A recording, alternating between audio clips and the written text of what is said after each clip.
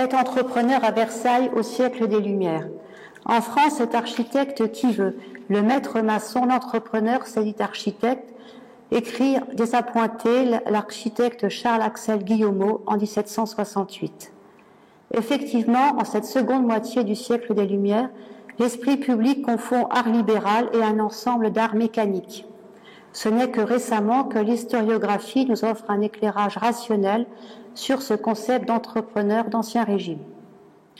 Joseph Barnabé Porchon, 1725-1792, d'une famille d'entrepreneurs originaires du Gâtinais, a édifié dans la cité royale de Versailles un magnifique hôtel particulier, l'hôtel Porchon. Esthète, bien introduit à la cour, il représente l'archétype du brillant entrepreneur d'Ancien Régime. Quelle a été son activité à Versailles? A-t-il été confronté à des aléas financiers? Après s'être penché sur le métier d'entrepreneur au XVIIIe siècle, nous allons étudier le rôle qu'a joué le sieur Porchon dans la construction versaillaise, puis appréhender les difficultés auxquelles il a été confronté.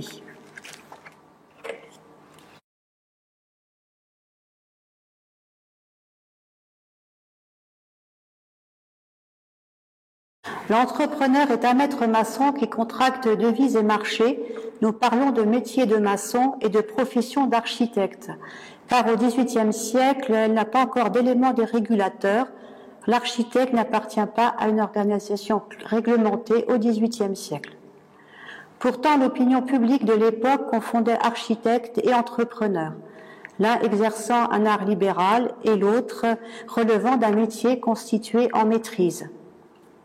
Cependant, la distinction entre les arts et métiers était pourtant bien réelle au XVIIIe siècle. Seuls les maîtres maçons avaient le droit de signer les devises et marchés. C'était un critère contractuel qui donnait le départ à l'entreprise. Pour avoir le titre d'architecte du roi, je précise bien architecte du roi, il fallait appartenir à l'Académie royale d'architecture et cette appartenance empêchait d'être légalement entrepreneur sous peine de sanction. Les maîtres maçons s'engageaient à fournir les matériaux et les ouvriers et à faire aussi les travaux de maçonnerie, bien sûr. Le maître maçon effectue un apprentissage d'environ 6 années. S'il était fils de maître maçon, il était initié en famille. Dans ces deux cas, le futur maître maçon apprenait le dessin, les différents matériaux, le calcul du toisé, la rédaction des devises et mémoires d'ouvrages. S'il était fils de maître, il passait sa maîtrise devant un maître général des bâtiments, normalement sans réaliser de chef-d'œuvre. Il prêtait serment et pouvait ainsi jouir du privilège du métier. Ainsi bien formé, le nouveau maître maçon pouvait ainsi passer des contrats. L'historien Robert Carvet a apporté récemment un éclairage essentiel et nouveau sur le concept d'entrepreneur. Il dit, je cite, « Les deux critères nécessaires et suffisants à une définition claire et simple de l'entrepreneur du bâtiment, une formation et un contrat. » Il poursuit en disant, « L'architecte comme l'ingénieur se consacre à la conception du projet alors que l'entrepreneur s'efforce de le réaliser. » Le siècle des Lumières est le triomphe des entrepreneurs, surtout parisiens et versaillais. Le tissu urbain se densifie dans ces villes-là et nous assistons à une spéculation foncière. Louis-Sébastien Mercier, dans son tableau de Paris écrit en 1781, note que c'est la maçonnerie et non l'architecture qui triomphe. Le parvenu va avoir des appartements spacieux et le marchand prétend se loger comme un prince. Il continue en parlant des entrepreneurs en disant, je cite, « Aucun métier ne fait plus lucratif que le leur ». Les propos de Louis-Sébastien Mercier sont toutefois nuancés car le groupe social des entrepreneurs n'était pas du tout homogène au XVIIIe siècle. Effectivement, beaucoup d'entrepreneurs modestes avaient fait faillite. Les Porchon, Auré, Thévenin représentaient l'élite des entrepreneurs offrant leurs services à l'administration royale. Rappelons que Joseph Barnabé Porchon était le fils de Barbe Auré. Le sieur Porchon était le plus souvent qualifié d'entrepreneur des bâtiments du roi, extrêmement rarement d'architecte. Il était maître maçon car il contractait devises et marchés. Il revêt du métier de la maçonnerie comme son père Barnabé de Porchon, son grand-père Louis Auré, son oncle Julien Auré et son célèbre cousin Charles-Pierre Pécoul. Son oncle Julien Auré, un des plus grands entrepreneurs du XVIIIe siècle, était qualifié d'entrepreneur général des bâtiments du roi, car il était l'entrepreneur privilégié des chantiers royaux sous Louis XV. Son nom, donc Julien Auré, propriétaire de nombreux hôtels particuliers à Paris, avait constitué avec son père Louis Auré, grand-père de Joseph Barnabé Porchon, une société qui œuvrait notamment au Vieux-Louvre et au château de Versailles. Ils étaient qualifiés tous les deux, je cite, d'entrepreneurs associés pour les ouvrages et entreprises du roi. Julien Auré collaborait avec Gabriel et Soufflot. Nul doute que le sieur Porchon était formé par son grand-père Louis Auré et son oncle Julien Auré, car il avait commencé l'entreprise d'abord à Paris. Son père, Barnabé II Porchon, avait obtenu en 1736 le monopole des pavages des chaussées du nouveau quartier des Prés. Il avait œuvré à l'hôtel de Souvray et avait construit de nombreuses maisons dans le quartier Notre-Dame, notamment rue Neuve, au 17-18 rue Neuve, actuellement le 23-25 rue Neuve Notre-Dame. Le sieur Porchon appartenait donc à une famille liée au bâtiment. Il était aussi cousin des Clicquot, célèbres menuisiers du roi, aussi de la famille Jobard, qui était des entrepreneurs à Versailles, et bien sûr donc de la famille Pécoul, qui avait œuvré entre autres à l'aile Gabriel du château de Versailles. À Versailles, les entrepreneurs n'appartenaient pas directement à l'administration des bâtiments du roi, cependant ils étaient indispensables au bon fonctionnement des chantiers. Malheureusement, les papiers des chantiers ont souvent disparu. Les devis et marchés étaient soit faits sous seing privé ou alors déposés chez un notaire. Il y avait 3 éléments du devis. Tout d'abord, la description des travaux. En deuxième partie, le marché lui-même. Et en troisième partie, la quittance. L'entrepreneur payait la plupart du temps ses ouvriers toutes les semaines et le gros œuvre se déroulait de février à novembre. Nous avions vu dans le premier volet qu'en 1750, le sieur Porchon avait acheté à son père tous ses matériaux et équipages de taille pour la somme de 8840 livres tournois, soit un peu moins de 3 lingots d'or suivant le cours de l'époque. Le sieur Porchon utilisait la pierre de taille, la sable, le chaux, moellon, le plomb, les cordages en chanvre, les grues, les chèvres, les scies, les marteaux. Les roues servaient de manivelle en complément des grues, et la pratique de cet art mécanique de la maçonnerie était résumée dans un célèbre ouvrage d'André Félibien, Des principes de l'architecture, de la sculpture, de la peinture, qui contenait à la fin un dictionnaire avec des planches. Nous avons par exemple ici la planche 9, outil nécessaire pour la maçonnerie, l'équerre, le plomb à chat, le plomb à règle, le louveteau, louve, truelle à plate, truelle à chaux et sable, truelle bretée, rabot pour faire le mortier. Donc là, le sieur Porchon pouvait donc bien se renseigner sur les différents outillages. Et la planche 12, donc de l'ouvrage d'André Félibien, vous aviez les scies sans dents, une fiche à ficher le mortier, une scie dentelée pour la pierre tendre, une scie sans dents, des couteaux à scie. Voilà. Donc ceci, vous aviez donc tout un art donc de la maçonnerie qui était extrêmement bien donc précis et documenté au XVIIIe siècle, même si cet ouvrage date du XVIIe. Joseph Barnabé Porchon avait l'autorisation d'entreposer les pierres d'Arcueil et de Saint-Leu, rue de la Chancellerie, dans le quartier de Saint-Louis, devant la place d'Armes. Ces pierres provenaient de la vallée d'Oise, amenées par bateau et débarquées à Port-Marly, puis voiturées par la route de Saint-Germain. En matière de droit de la construction et de l'architecture, Joseph Barnabé Porchon pouvait s'appuyer sur le célèbre ouvrage de référence pour toute sa profession, Les lois du bâtiment suivant la coutume de Paris, publié en 1748 par l'élève d'Antoine Desgodets, Martin Goupy, qui était un architecte expert et qui a écrit la préface et les commentaires des cours d'Antoine Desgodets, professeur à l'Académie royale d'architecture. C'est la première fois qu'un ouvrage imprimé est consacré à la législation régissant les constructions des bâtiments. Et cet ouvrage faisait encore autorité au XIXe siècle, l'ouvrage d'Antoine Desgodets, qui est un condensé de ses cours, un ouvrage donc célèbre. Donc après avoir vu le concept d'entrepreneur, nous allons nous pencher sur Joseph Barnabé Porchon, acteur du dynamisme urbain versaillais.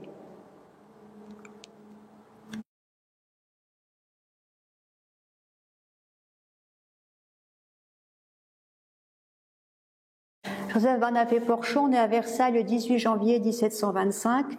La cour est revenue à Versailles depuis 1722 et la ville est en plein chantier. Encore mineur, il épouse le 14 mai 1748 Marguerite Madeleine Leboeuf, la fille d'un riche marchand boucher versaillais, propriétaire foncier, de nombreuses maisons aussi dans la ville de Versailles. Elle va lui apporter une dot conséquente. À cette époque, 1748, le sieur Porchon est qualifié d'entrepreneur de bâtiments à Paris, puis rapidement il va se lancer dans l'entreprise à Versailles.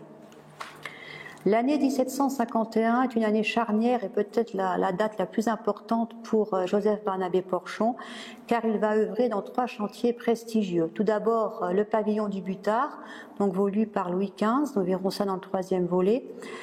Il signe un devis et marché avec André Contant d'Orville pour l'édification d'un théâtre à Versailles. Et enfin, nous l'avons vu en 1er volet, il achète le 6 octobre 1751 un terrain, rue Neuve-Notre-Dame, à Marie Binet, afin de construire son hôtel particulier, l'hôtel Porchon. Si nous connaissons bien l'histoire du théâtre montancier, nous en savons moins sur ce premier théâtre commencé à construire à partir de 1751. C'était sur un terrain situé à l'extrémité de l'avenue de Sceaux, au bas de la rampe des Coches.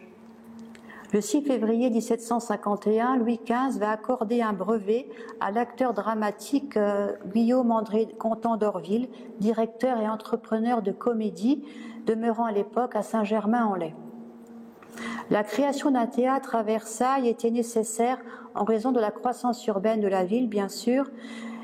De plus, Louis XV comprenait bien l'utilité publique des pièces de théâtre qui comportaient non seulement un aspect divertissant et culturel, mais aussi une portée politique.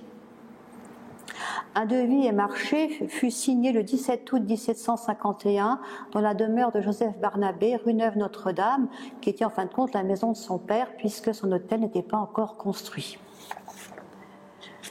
Jacques-François Blondel, le célèbre architecte, dans son célèbre cours d'architecture, précise bien, je cite, « Un devis bien fait doit être un vrai guide pour l'entrepreneur, destiné à le conduire par la main dans toutes ses opérations, depuis la première jusqu'à la dernière. Il faut en conséquence que chaque article y soit exposé le plus clairement possible, sans laisser le moindre équivoque qui puisse induire l'entrepreneur en erreur, ou donner lieu par la suite à des contestations et à des procès. » Pour l'édification de ce théâtre, Contant d'Orville va faire appel à des grands artistes, le plus souvent liés au château de Versailles, notamment Antoine Richer, le cousin du sieur Porchon, va faire les ouvrages de serrurerie et Louis Denbec va faire les ouvrages de menuiserie.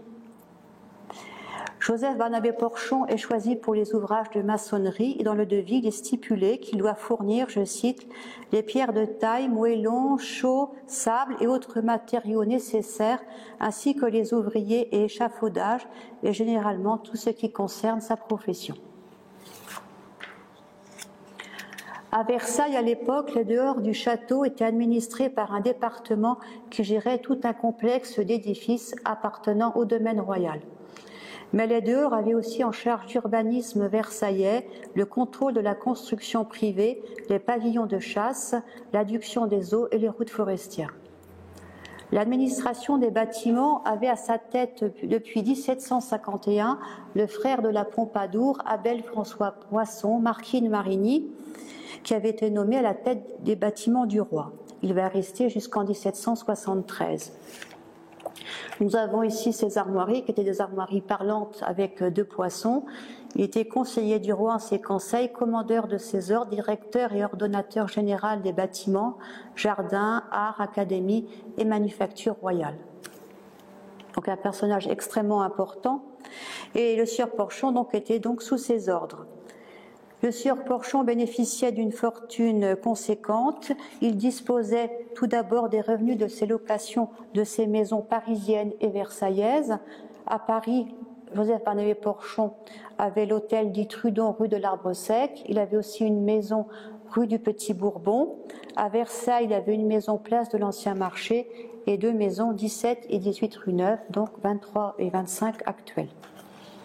Il avait des placements financiers diversifiés. C'était un homme d'affaires avisé. Il avait des rentes sur les hôtels, sur l'hôtel de ville de Paris, des rentes sur les États de Bretagne et rentes sur les États du Languedoc. Son père, Barnabé II Porchon, avait construit rue Neuve-Notre-Dame, entre autres 2 maisons, près desquelles il avait installé un magasin, mais Joseph Barnabé Porchon n'avait pas hérité du magasin de son père, c'est une de ses sœurs qui en avait hérité. On pense que le magasin de Porchon devait se situer dans l'aile droite de son hôtel particulier. Les pierres de Saint-Leu et d'Arcueil étaient entreposées rue de la Chancellerie.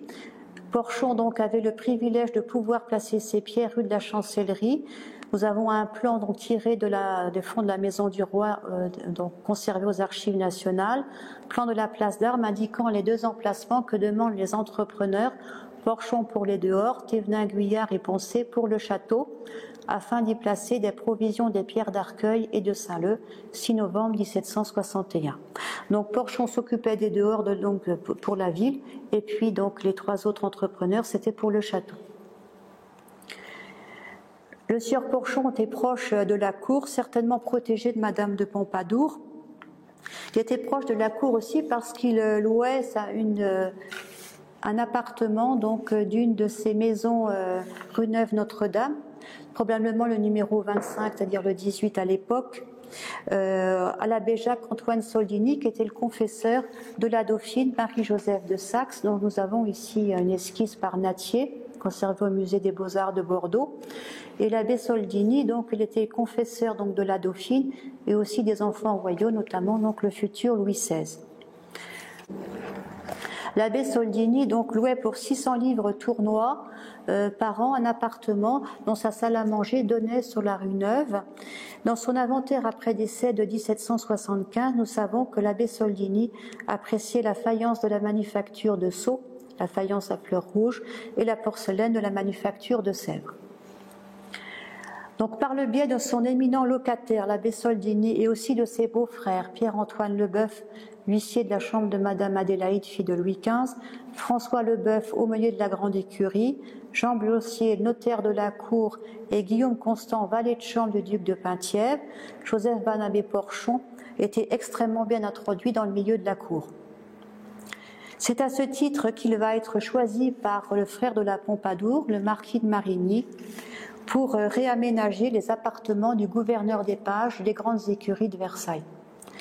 À l'époque, le gouverneur s'appelait Timothée de Plainchêne, c'était un ancien officier au régiment de Saintonge et était auteur à ses heures de pièces de théâtre.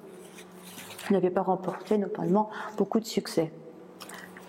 Dans son mémoire de maçonnerie, daté de 1760, conservé dans le fond de la Maison du Roi, nous y voyons des croquis, certainement de la main de Joseph Barnabé Porchon, notamment le fameux croquis du plafond octogonal de la chambre de compagnie.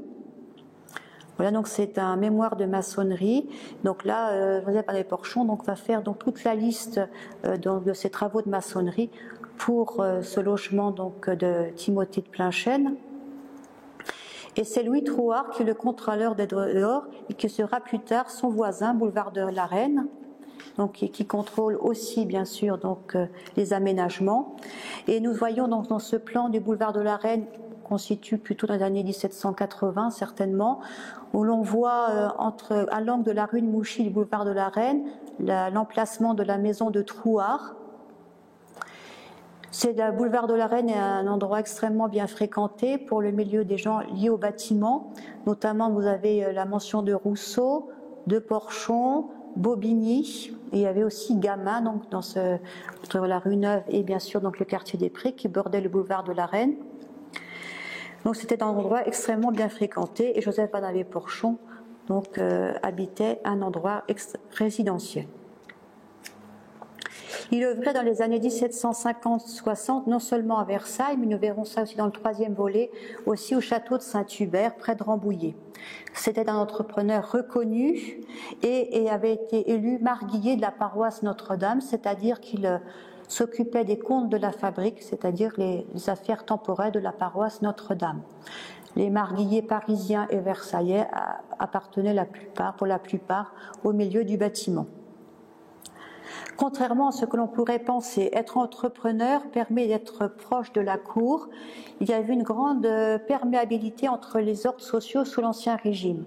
Son oncle Julien Auré avait pu marier ses filles parmi les grands noms de la noblesse française.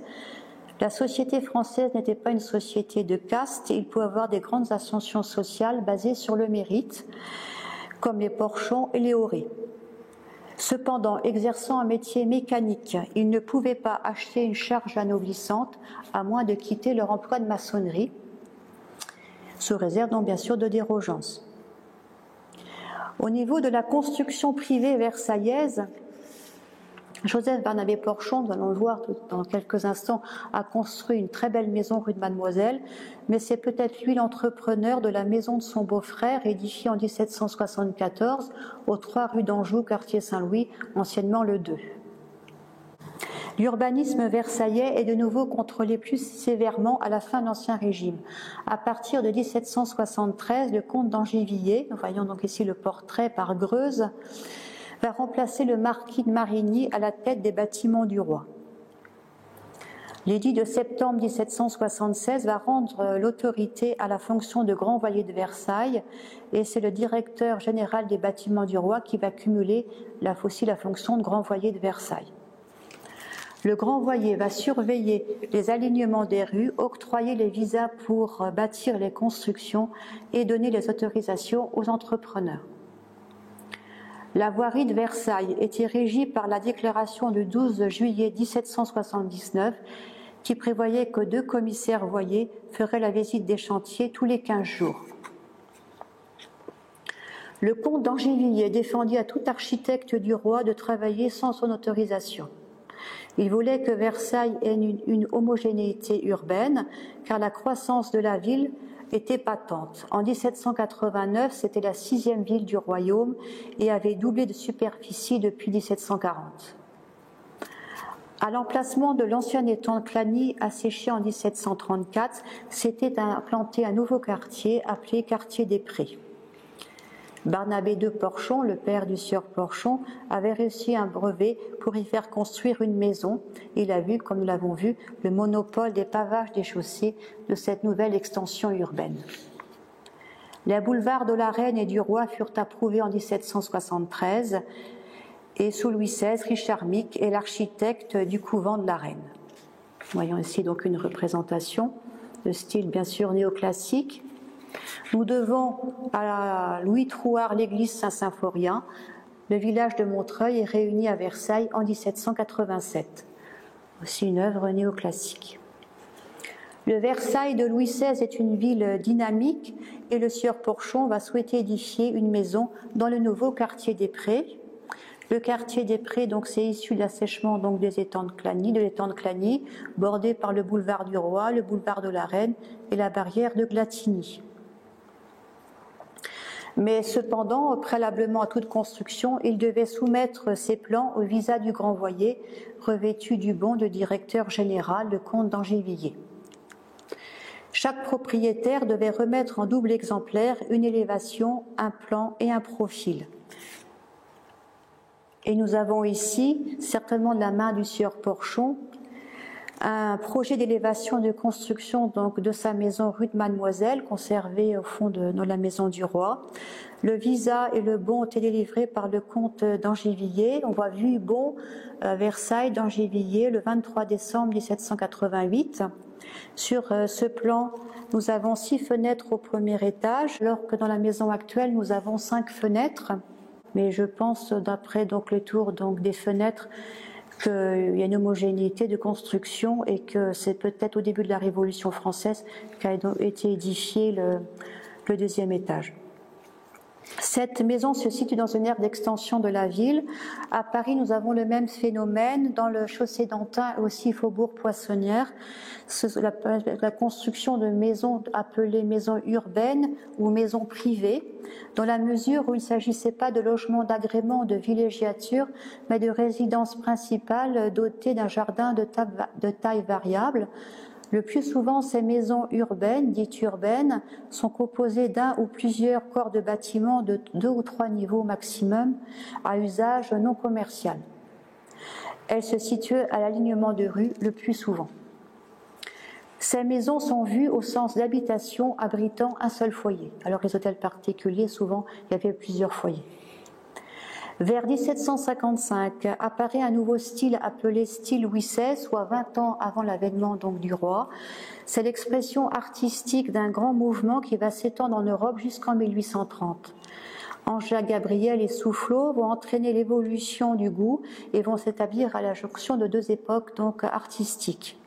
Chez Gabriel, nous avons une sobre élégance, comme en témoigne le pavillon du Butard, le pavillon français, où les volumes sont d'inspiration palladienne. Le goût de l'antique est initié par les fouilles de Pompéi et d'Herculanum, bien sûr, et cette nouvelle architecture est appelée néoclassicisme et triomphe dans les dernières années de l'Ancien Régime. Nous avons la simplicité et la concision des volumes. La maison de Joseph Barnabé Porchon appartient à ce mouvement néoclassique qui est à faire un parallèle bien sûr avec le pavillon de musique de la comtesse de Provence à Versailles, la chapelle de l'hôpital royal et le couvent de la Reine. Un décor sobre, une porte cochère avec une décoration de style ionique que nous voyons ici. Et nous voyons donc que cette maison, d'après un plan, avait un beau jardin. C'est un plan de 1821. Nous voyons la maison de cette maison de la rue de Mademoiselle du Sieur Porchon à l'angle de la rue Mademoiselle et de la rue Berthier. Voilà, c'est marqué 9. Et nous voyons donc c'était doté donc d'un jardin conséquent. Nous pouvons faire une analogie avec les maisons construites à Paris, rue des Théâtres Français, construites par son cousin qui est entrepreneur, Charles-Pierre Pécoul, qui vers 1789 va construire plusieurs maisons rue des Théâtres Français, actuellement rue de l'Odéon. Donc nous avons ici un devis et marché avec l'élévation d'une des maisons qui va être construite par son cousin Charles-Pierre Pécoul. Donc nous voyons donc l'élévation et on voit que c'est pas tout à fait comme pour la maison de Porchon la même chose. Nous voyons qu'il y a quelquefois des structures qui diffèrent d'après donc la maison actuelle. Il y avait quelquefois des différences entre le plan et puis la maison concrète. Donc voilà donc un style néoclassique qui est à rappeler bien sûr avec la maison de Joseph Barnabé Porchon à Versailles. Et voici donc nous avions vu au premier volet Charles-Pierre Pécoul peint par son gendre le peintre David. Voilà, c'est le cousin de Porchon. Ils sont extrêmement proches parce que tous les deux sont exécuteurs testamentaires des mineurs Auré, les filles de Julien Auré, qui vont hériter d'une fortune immense donc vers les années 1760. Joseph Barnabé Porchon ne va non seulement édifier une magnifique maison rue Mademoiselle, bien sûr son hôtel particulier, l'hôtel Porchon, il va aussi édifier une très belle demeure au village de Saint-Hubert près de Rambouillet et aussi une autre maison à Bougival. Nous verrons cela donc dans le 3e volet. Entrepreneur avisé, Joseph Barnabé Porchon a pourtant été confronté à des aléas devant supporter les difficultés financières du royaume.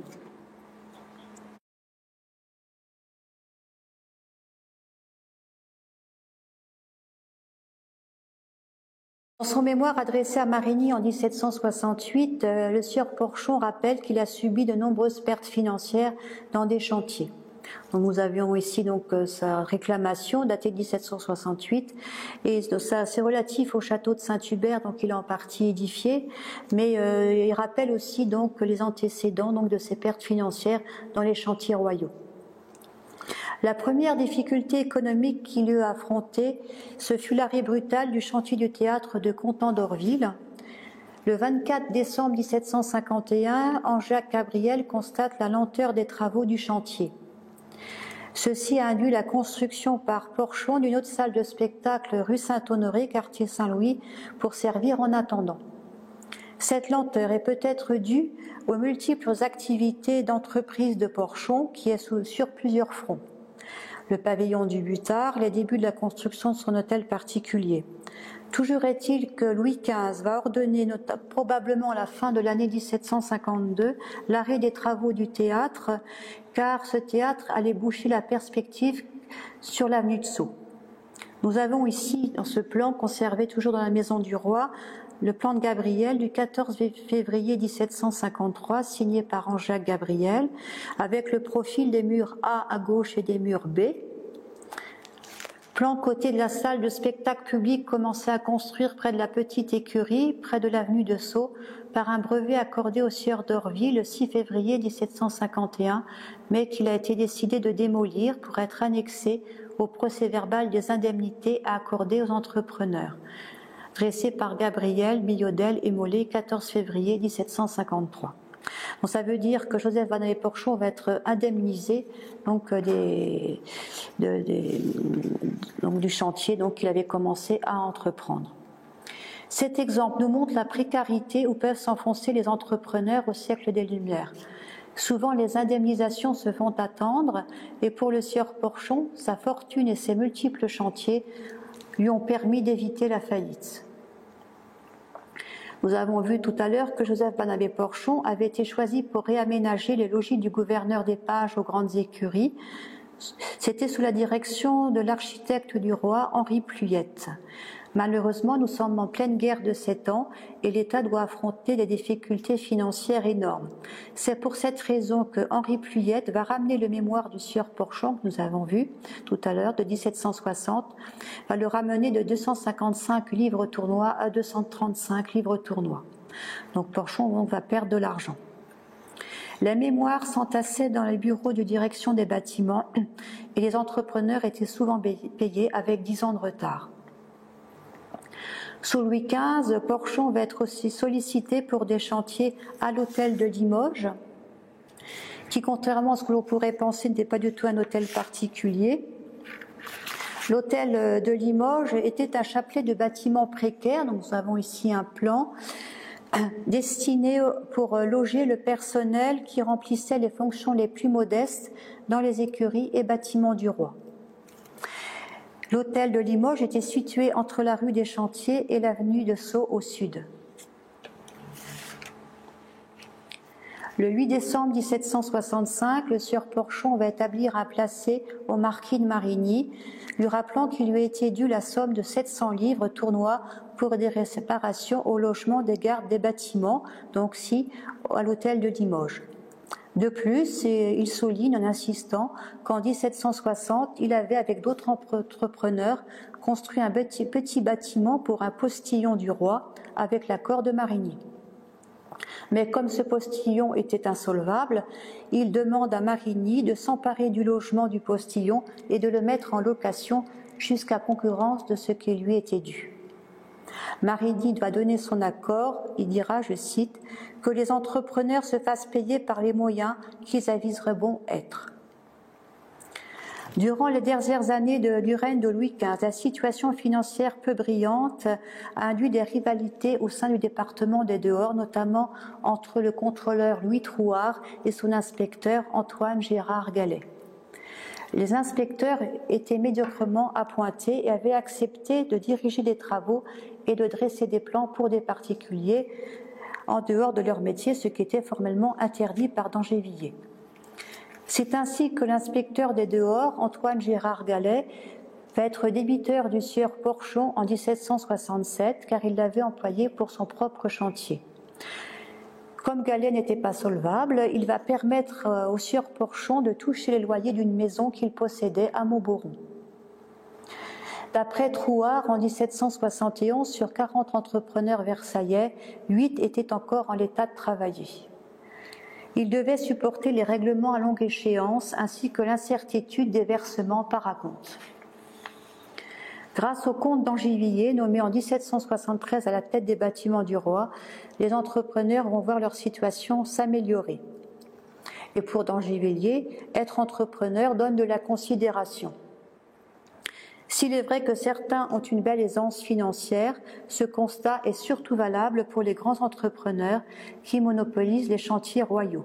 Ceux-ci sont souvent parents et dans le cas Porchon-Auré, ils sont liés aux millions financiers de l'époque.